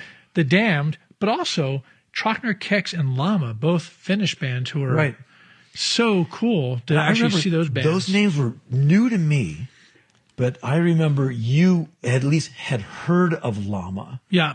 And you were really interested in checking them out. Well, of course, because at that point, like Discharge Discharge was out, and then hugely influential. Right, and GBH, there was like Varukers and bands like that in England, and then the Scandinavians picked up on it, I think, and they were just making this really extreme, punk stuff, and it was just so great sounding. Yeah, and crazy. I think I probably read about them. I may have heard Llama at that point, but it was just a nice break from the sort of punk oi British stuff, because these guys were coming at it from a different place, and also I think they were just nice guys. They seemed like nicer. They're perfectly nice people. But that show was crazy because all the shows we'd played, really, like that one Rainbow show, there was a few hundred people there. That Damn show, the first one, Lyceum, it's big, maybe 500, 600, maybe 1,000 people. Yeah, the balcony wasn't sold out, but the floor was good. Right. This show was like an airplane hangar or something. There was 5,000 punks there. Like people came from all over the country. Like 2 toilets. For this gig. Remember that? It was just awful out there. Right. It was a crazy scene, and it was just like a parade of bands. All the bands were like in the backstage. I remember Waddy cussed me out when I walked by. It was a little punchy back there. Waddy from The Exploited, of course. He had choice words for me. But when Black Flag was going on, it was sort of like we had this discussion, like, we got to do something. We got to make something happen. And I remember, so good. Yeah, Greg and Chuck were like, hey, you should introduce us.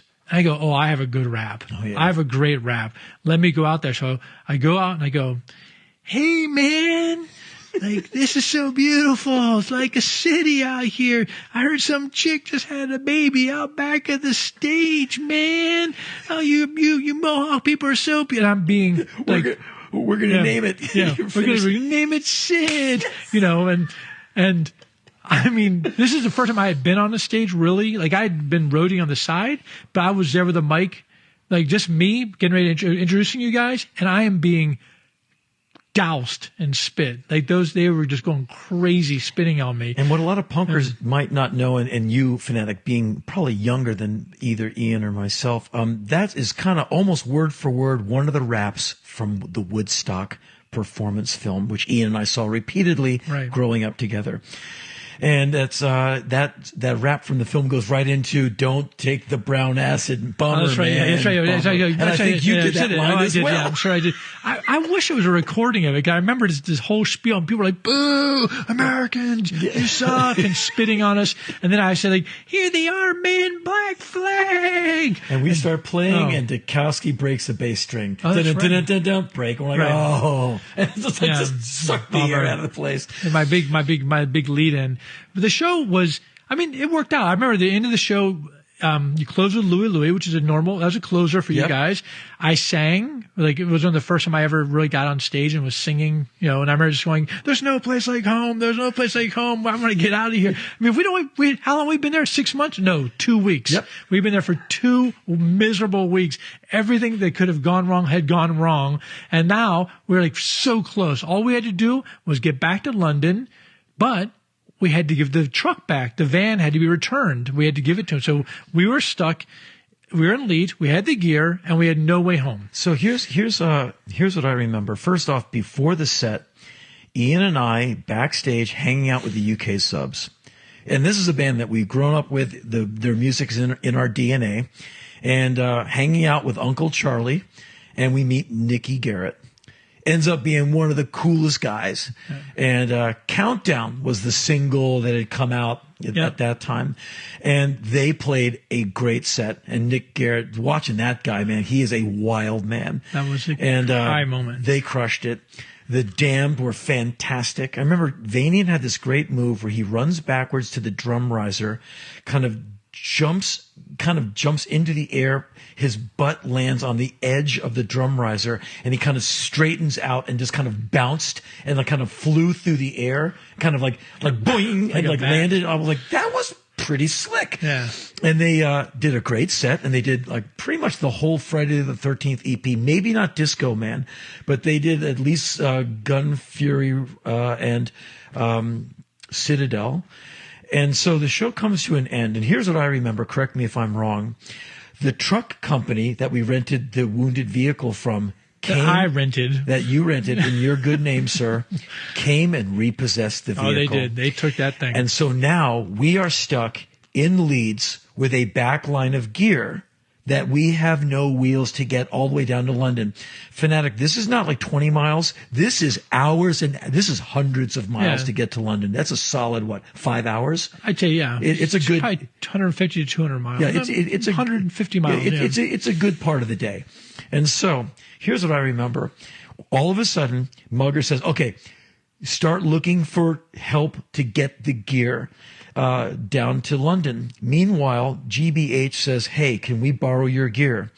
And we said, sure, our rental gear. Yeah. They go on stage, they break our gear, and then they slag us off in the press later. What do I remember the singer saying? Black Flag were like ran around on stage like Happy Days on speed. I've always wanted to have a talk with a singer about that critique. Anyway, we get the gear back, and it's thrashed. We're like, wow, we did that because they had like no backline, so we did that because we're nice guys. I went up to Becky Bondage of Vice Squad because she's so friendly. I said, hi, can you help us get our gear? Can we like put our gear in your truck? And she looked at me and went, no. And so I went, okay. And so thankfully, the UK Subs Road crew set up and took the gear in their truck. That's so right. One problem solved. Now we have to get ourselves Personnel back. is the other challenge. So there's 8 people who need to get to London. Right. We have basically no money. You and I start going around talking to bands. We go to the Damned. We say, hey, are you guys going to London? Yeah, we have a coach, a bus. We say, can we ride? They're like, fine with us. Oh. So we're like, great. So we go back. We tell Chuck and Greg, we're like, hey, we got, and I'm happy because I'm going to hang out with the Damned on a heated bus down to London. Right. Like my day has been made. Yeah, me too. Right? So we are so happy. So we get on the bus. Everyone gets on the bus. It's a little bit like musical chairs. Yep. Right? Because suddenly there's like maybe like 30 seats and there's 33 people. Oh, that's right. There's 33 people on the bus. And we're like, well, that's all right. We'll just sit on the floor and we can share a seat. I think the driver said it's against the law. Oh, the driver's like, oh, that's not going to happen. Like, no, we'll be fine. He's like, no, mate, I'm not driving this. We're not doing this. We're not, you 3 people have to get off now. And we're all sitting around like, well, who's going to go? And I watched my dream of hanging out with the Damned in a heated coach going back down to London go poof. Right. Because who has to go? The people who actually made the arrangements. Yeah. Me, you, and Mugger. Yep. And so the bus goes away and we improv back to London. So I remember we talked to the Vice Squad T-shirt guy. Said, can we ride in the back of the truck with the T-shirts? No. Nobody is going to give us a ride. We're like, we have to. We're wandering around. We see that guy, Tim. Right. He's nice. He may give us like 10 pounds. He goes, here's 10 pounds. Good luck. Then we meet this kid He's like a high school kid. Yep. And we said, we got to get back to London. He's like, well, I'm going to go to London. We said, well, we can't really afford tickets. He said, well, you know what? Here, you can use my student ID and you can get half-price tickets. We're like, okay, great. And we had borrowed more money from, we'd been just begging people for money at this point. And we bought 3 student ID, like using his ID. I bought one, and then you bought one, and then Margaret. We all went up separately with the same thing. And then, so we have the student tickets. We get on the train, the 4 of us, me, you, Mugger, and this boy whose name I've forgotten now. Reddish hair. Yeah. And we're sitting in this little compartment, and we're going down, and then I guess like at some point the conductor is going to ask for the tickets, and he might ask you for your school ID. We're like, oh, well, that's going to be a problem. I remember what I did. Did you remember what you did? I have a pretty good recollection. I'd like to hear your version. I hid, I think under something, like under a seat or something, like in the fetal position. I just hid. Because what I remember was the guy comes, and the kid hands him the ID, and then he says, okay, and he says to Mugger, like, let's see your ID. And then so Mugger's like putting his hand low, and then the kid hands him the ID, and he hands him the ID, and the guy's like, it's the same ID. And he's like, what? Oh, what? And we're all just sitting there like, maybe you were high. I just remember being like, we were caught. Yeah. And the guy's like, all right, don't ever ride this train again. Yep. Don't let me see ever in this train. So we get to London. We are so mad with like all the rest of the other 5 guys. They've been on a bus. Because they just got on the bus and said, sucks to be you. Right. And they oil spotted us pretty much. Right. So I remember we had like, at this point, we had maybe £2 left, or it was £1. And we thought, well, we can get some tea or a cab ride. I remember that, just big discussion about, should we get something warm that's food-like or a cab ride? And I don't remember, actually, I think we got the cab ride, because I remember getting back to the house before they did. Breaking in. Yeah, breaking in once again. Breaking in for the last time. And so we survive all the shows. Now we must get personnel back to the States. Right. And was it the next day? Next day we had a flight home. Okay. And so it's time to go. And Black Flag had this great way of never leaving on time for stuff. Like, it's noon, we got to go to San Diego. It's a 3-hour drive. Sound check's at 4. We got to go. Greg, let's go. Oh, no, we'll be okay. And we would get places like it's an hour before doors. And we haven't sound checked because we were just space cadets. And so Ian says, okay, we should go. Like, no, we got this. And so we take our, snare heads, cymbals, and our crap. We somehow limp to the airport. And we missed the flight. Yeah, the plane is gone. Yeah. And I remember saying, you guys, we should go. And well, it'll be all right. And we had to take the train out to Gatwick, which again is far. Yep. I wish I had known about the train on the way in, because that would have saved me a lot of money. Get there, plane's gone. I'm like, I cannot believe we missed a flight. Luckily, back in them days, you just talk to them like, oh yeah, you can go tomorrow. Same flight. Yep. So we go back, break into the house again, And those girls are like, they're like, oh, hey. We're like, hi, yeah. And we had, again, like no food, and we just sat and just toughed it out. And it was like, for me, it was like, stealing, defeat from the jaws of victory. Like, we almost got out. I was like, we're going to go back to America where there's food and warm water. And no, another day in England, and I think you and I took the rest of that day. Didn't we? Like, we went. Where did the Who come from? Shepherd's Bush is where we were staying. Yeah, and so we just walked around and did like Who reference spots. Just trying to understand. Trying to take like the Who tour. And so the next day, I get up. I'm like, I'm going to go to the airport. And they're like, no, we're good. I get, bye. Yeah, and I just go to the airport. I'm a guy, like, I like to be bored at airports. Yep, get there early. Like, I get there, I'm good. I'm checked in. I'll just sit here and read a book. Okay, I'm fine. You were gone, and so we are like screwing up, can't get a vehicle to fit us and snare heads, guitar cases. We're screwing up. We're going to miss the flight again. We get to the airport and they are yelling at us. And the woman reads our names. Are you Gin? Yeah, we're like, okay. And they get on okay, they're here. And they said, we don't know if your stuff's going to get to your destination. Here's your tickets. Run. And we're sweating through our clothes, like winter coats, miserable. We get onto the plane to see a packed plane full of really angry people looking up at us. And I realized quickly they've been on the ground waiting for us. We're the reason you're not in the air. And everyone's giving us the face like, hate you. And we're walking down the aisle, and I look, and there's Ian. And you're like, so comfortable in a microscopic economy seat, but dry and like reading something. And you looked up at me like, I have no idea who you are. Keep walking, pal. My recollection is that I get to the airport, check in at the gate, get on the plane. I'm sitting there, and then at some point, one of the stewardesses comes and says, "Would you mind moving your seat? Because these people want to sit together." I said, I don't, it's fine. And then she says, "We can give you business class." I'm like, okay. So I was like sitting up in the front. Yep. And then we're waiting for some more passengers. I'm like, where are those guys? I guess they missed the plane again, but we're waiting and waiting. I'm like, oh no, it can't be. And then finally you guys get on, and you look like a Manson family people. You get on the plane and you're just all sweating and scraggly. And I mean, people were grumbling people were so angry. I mean, it was probably 40 minutes sitting waiting for you guys to show up. Yeah. And we got there early enough to where they knew we were in the building. Right. So they went, okay. And then we had to go through, security. So we get to we land at BWI, I think. Yeah. BWI. BWR Dulles. It would have been out of Gatwick, it would have been BWI, Baltimore, Washington International. And so I am back in my hometown after 6 months of being in Black Flag. For me, it was like a dream come true.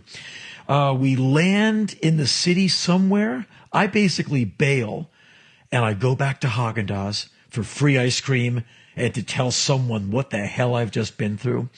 I walk over to Michael Hampton's place. I was in a band, SOA, with him. You were in a band with him, Embrace. Mm-hmm. And I asked his mom, "Can I take a bath? Because it's been like a while." And she's like, "Of course." And I'm sitting in this bathtub watching dried spit come off my body. And I remember I haven't had a shower for days. No wonder those people hated us. We all smelled like a locker room. And I'm watching spit reconstituting and floating in the bath water.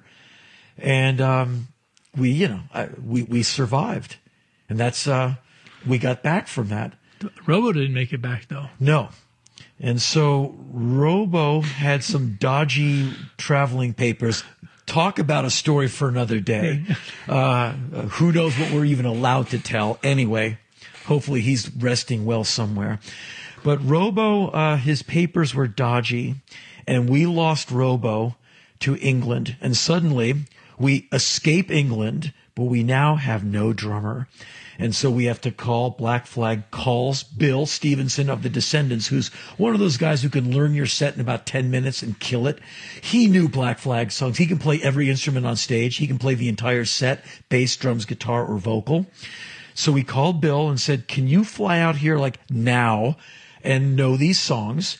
And he flew right out. And he did a show in New York. And we met him at the Mud Club, I think. That sounds right. And and there's photos of that. You see Corey from the Necros, and I think they were in town or something. But Corey's in a shot that I think made it into the Village Voice or something.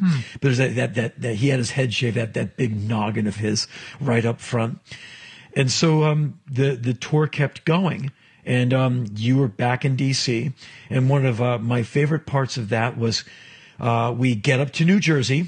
We are starving. Got a little bit of money because I think we played New York and we were okay.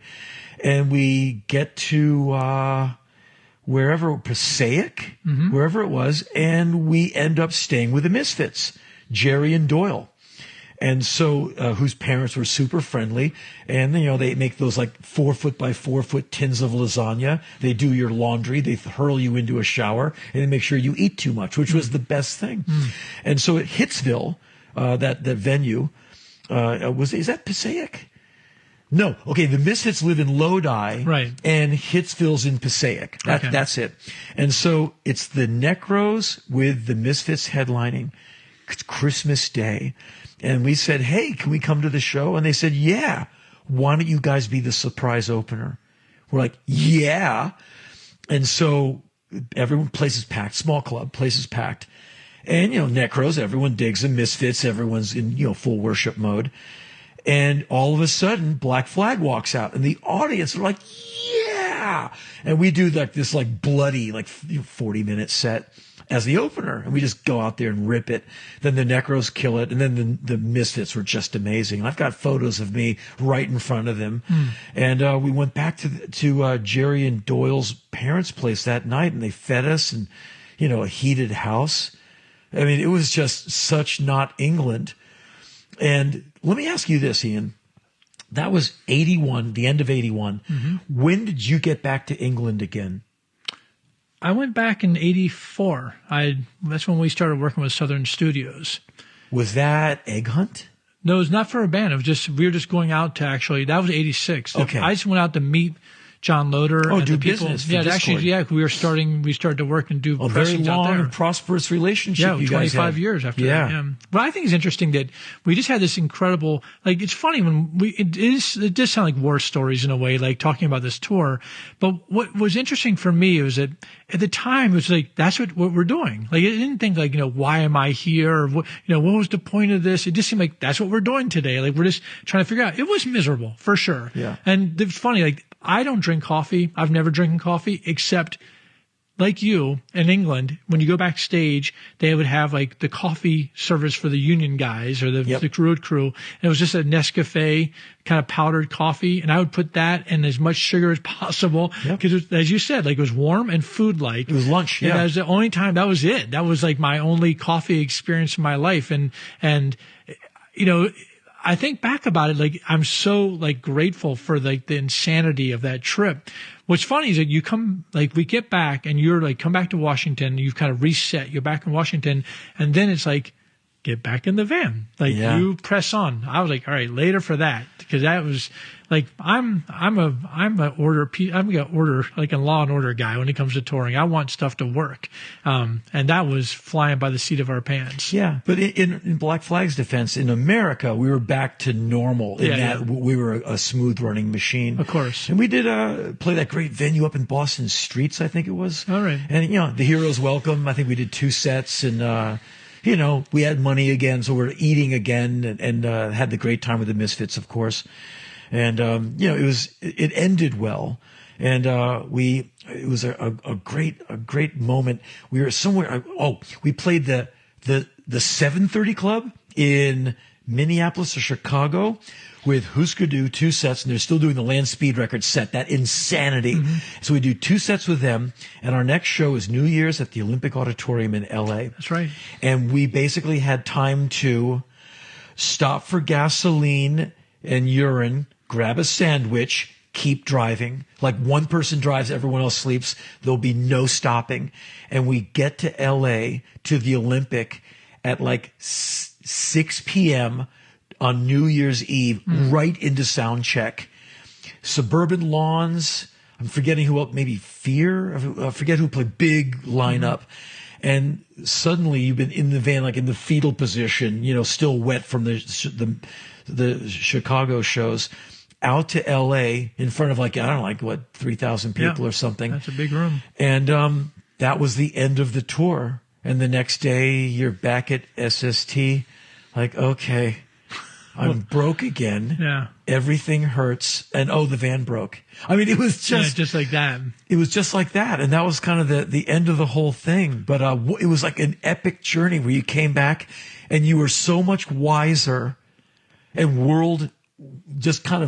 the world had chewed you up, right, spat you out, but had given you so much information. Like you knew so much more than before you left. But seeds were planted too, you know. I mean, I know for you all, for sure, you went back later and you had, you know, your later tours, I would imagine, much better. Yeah, and we were also more ready. By the 84 tour, we went back with all this attitude, and we opened every show by just playing the Eliminator album by ZZ Top. Punkers were going, just howling, and we told the DJ, play the entire cassette. And he kept like, no, we'll play once. Like, put it on. Can I just finish with one teeny tiny story? 1984, the Marquee.